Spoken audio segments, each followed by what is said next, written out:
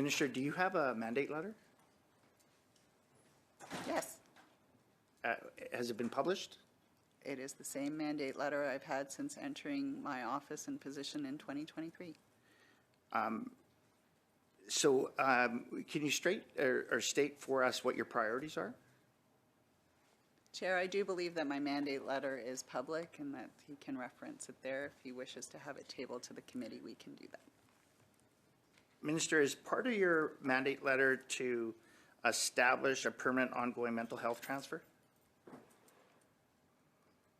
Again, Chair, I'm here to answer questions on the supplemental B estimates. If that is a relevant question, I'm happy to answer it. Minister, is also part of your mandate letter to sustain improved access to virtual mental health services with Wellness Together Canada?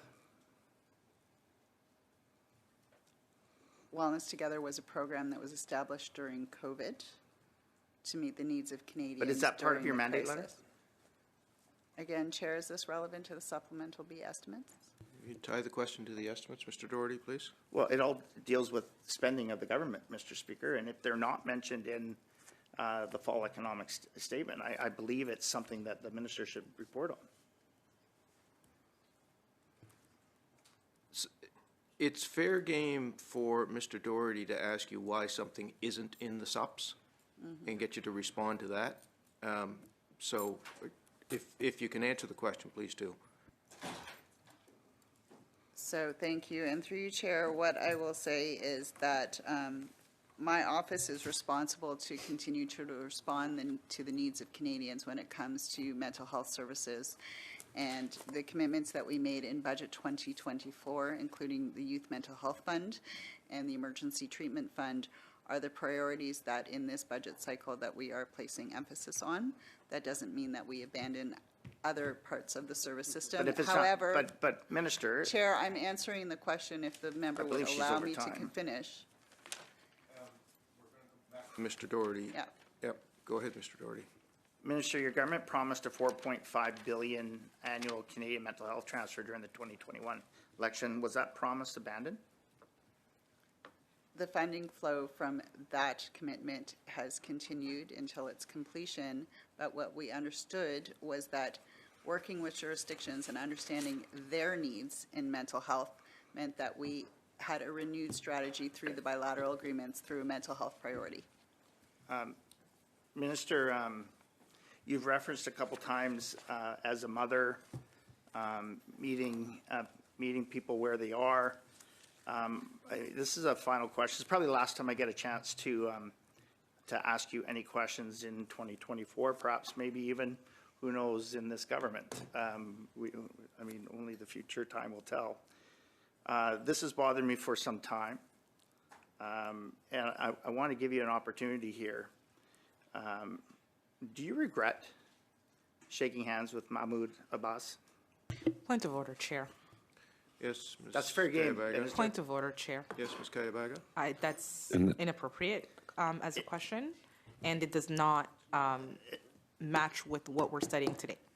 Point of I order. agree unless you can find a Point way of order. Point of order. Point of order. Unless you can find a way to tie that to the estimates. Go ahead, Mr. Johns. Yes, on a point of order.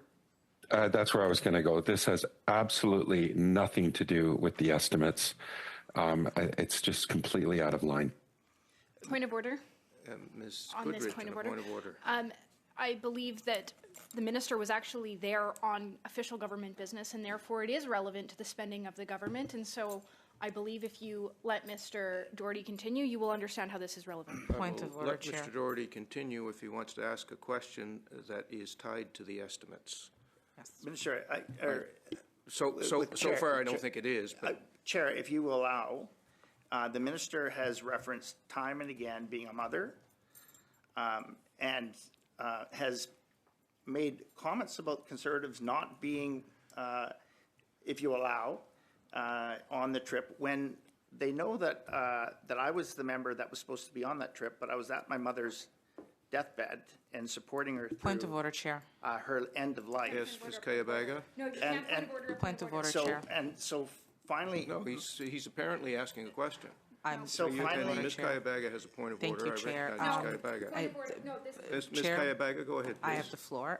Thank you. Chair, I don't understand where his question is going. He's talking about his personal mother. He's talking about a trip. He's talking about shaking hands with people. This has nothing to do with the estimates. Either we stick to the estimates or we Chair. call it a day. Okay, I want to hear Mr. Doherty's question.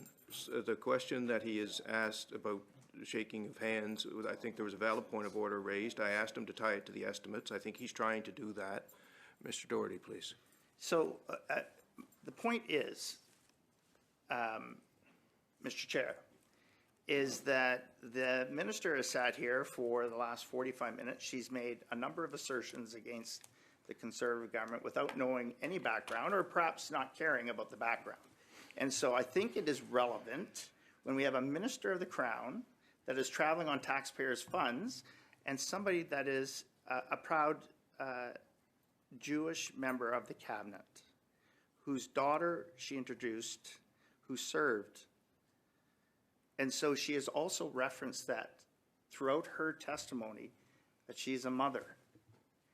And she's brought that into her testimony. And so through you, Mr. Chair, I will ask her.